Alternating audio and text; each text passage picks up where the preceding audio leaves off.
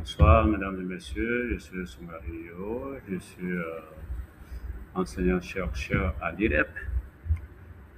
Aujourd'hui, je vais vous parler de la demande de formation d'entreprise, qui est un outil stratégique pour piloter les compétences et construire un dialogue efficace entre salariés, managers et responsables des ressources humaines. En introduction, il faut dire que la demande de formation constitue un moment décisif, un moment clé, un moment important du développement des compétences dans l'organisation. Alors, il faudrait que cette demande-là soit bien formulée parce que si elle est mal formulée, il y a des conséquences. Alors, qu'en est-il exactement? Une demande de formation bien formulée facilite le dialogue entre tous les acteurs et oriente le plan de développement des compétences. En revanche, lorsque la demande de formation est floue, lorsqu'elle n'est pas claire, cela peut conduire à des formations coûteuses et surtout peu pertinentes et non priorisées. L'objectif général de ce module est d'amener les participants à acquérir des connaissances et des compétences pour mieux analyser, formuler et traiter des demandes de formation. De façon spécifique, à la fin de ce module, ils devront être capables de donner la définition de la demande de formation, d'identifier les acteurs concernés par la demande de formation, l'entreprise, d'analyser un besoin de formation à partir d'une situation de travail ou d'un écart de compétences, de rédiger une demande argumentée claire et alignée sur les objectifs de l'entreprise et de décrire les étapes de traitement des demandes de formation afin de pouvoir proposer des pistes d'amélioration du dispositif. Commençons par le premier chapitre. Après l'introduction, commençons par le premier chapitre de notre cours, qui est la demande de formation dans le système de formation de l'entreprise. Alors, ici, nous allons voir les enjeux et les définitions possibles, mais aussi les acteurs et leurs rôles. Commençons par la définition de la demande de formation. Alors, à ce niveau-là, il faut dire qu'il s'agit de l'expression formalisée d'un besoin d'acquisition ou de développement de compétences en lien avec un poste, une évolution professionnelle ou un projet de l'entreprise. Ce qui veut dire que la demande de formation se distingue du simple souhait personnel. Pourquoi? Parce qu'elle doit être nécessairement reliée à des objectifs opérationnels ou stratégiques de l'entreprise. Et cette demande de formation-là a des enjeux. Il y a l'employabilité, on a la performance, on a la conformité avec les exigences réglementaires, mais il y a aussi l'attractivité qui consiste à fidéliser et attirer les talents. Alors, qui sont ceux qui sont concernés par la demande de formation en entreprise? D'abord, il faut dire qu'il y a le salarié. En dehors du salarié, on a le manager, il y a le service des ressources humaines ou le service de la formation et il y a la direction générale de l'entreprise qui définit les orientations stratégiques et budgétaires. Mais en dehors de tous ces acteurs-là, vous avez également les organisations financières. Après cette première partie, passons à la deuxième partie de notre module qui est intitulée de l'analyse du besoin à la demande argumentée.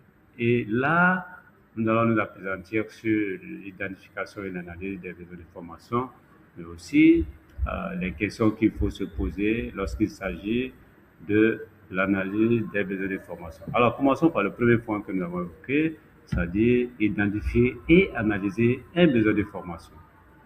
Alors, qu'est-ce que c'est qu'un besoin de formation? Il s'agit d'un écart entre la situation actuelle, en termes de connaissances, en termes de compétences, en termes même de comportement, et la situation exige et souhaitée, toujours en termes de connaissances, en termes de compétences, ou alors en termes de comportement. Donc, c'est un écart de performance, c'est aussi un écart de compétences, c'est aussi un écart de posture.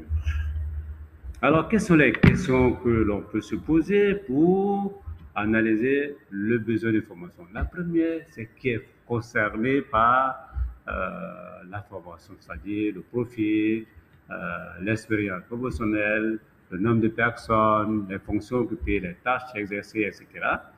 Alors, quelles sont les compétences qu'on devra développer, c'est-à-dire les savoir-faire, les savoirs d'abord, les savoir-faire et les savoir être visés par la formation, mais aussi il faut s'interroger sur les situations, les situations possibles. Dans quelle situation cette formation va se faire et quels sont les résultats qu'on attend. Voici en somme les questions que l'on peut se poser lorsqu'il s'agit d'analyser des besoins de formation. Alors, comment formuler une demande structurée? Il faut tenir compte d'un certain nombre d'éléments. D'abord, il y a le contexte. Il faut décrire le contexte de façon brève. Il y a les objectifs, ce que la formation doit permettre de faire concrètement, mais aussi on a le public visé. Et là, on rappelle, hein, il s'agit du nombre de personnes à former, euh, de l'ancienneté, de leur ancienneté, des prérequis qu'ils doivent avoir, des postes occupés, etc. Bref, est-ce qu'il s'agit d'un public hétérogène ou d'un public homogène? En dehors de ces éléments-là, il faut noter qu'il y a également euh, les modalités souhaitées. Est-ce que la formation va se faire en présentiel? Est-ce qu'elle va se faire à distance? Quelle est la durée indicative, etc. Quelle est la période de la formation? Et quels sont les bénéfices attendus de cette formation? Donc, voici résumé quelques éléments sur euh, la formulation d'une demande de formation bien structurée. Alors, la demande elle doit être bien structurée, mais il faut noter aussi qu'elle fait l'objet de traitement et souvent d'arbitrage et surtout de suivi. Alors, comment cela peut-il se faire? Alors, il y a un certain nombre de critères d'examen. Il y a la cohérence avec les stratégies et les priorités de l'entreprise. Il y a également les contraintes budgétaires et organisationnelles. Et il y a, on va dire, la pertinence pédagogique, le type de formation, l'organisme, etc. Alors, sur la base de ces critères, des décisions peuvent être prises.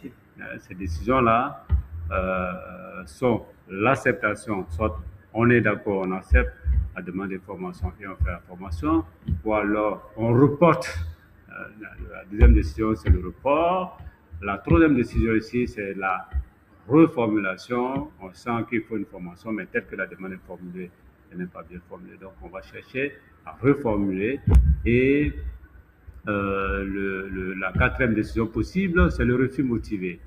Alors, dans tous les cas, un retour au salarié ou à la personne qui a exprimé le besoin de formation, qui a exprimé la demande de formation, un retour est indispensable pour expliquer la décision et proposer les alternatives si nécessaire. Pour conclure, il faut noter que la demande de formation ne se réduit pas à un simple formulaire rempli. Elle représente un véritable outil de pilotage des compétences et de dialogue social entre les acteurs de l'entreprise. Lorsqu'elle est fondée sur une analyse rigoureux du besoin et un argumentaire solide, elle facilite la construction d'actions de formation pertinentes capables de développer et de faire rayonner l'entreprise au niveau national et même au niveau international. Alors, ce module est terminé. Je vous invite pour l'approfondir à consulter ces références bibliographiques. Je vous remercie.